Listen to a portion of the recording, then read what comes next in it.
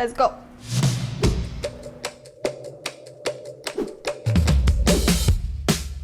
मैं बहुत ज़्यादा सेंसिटिव हूँ और बहुत बड़ी क्राई बेबी हूँ, तो जब तक आप मेरी तारीफ ना करें आप मुझे मीन नहीं लगेंगे।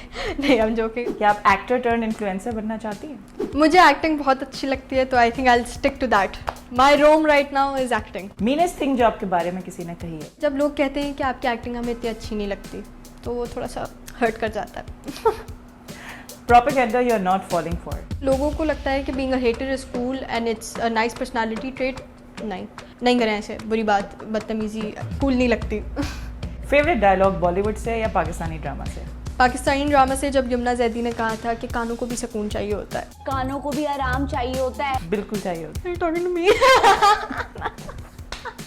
Do I talk too much? नहीं। है। एक फैशन ट्रेंड जो आप कभी फॉलो नहीं करेंगी? चंकी शूज़। मैंने वो पहले पहने हैं, तो मुझे बहुत बुरे नहीं लगते शायद किसी आउटफिट के साथ, लेकिन पर्सनली अब इस पॉइंट पे not a big fan. Guilty pleasure?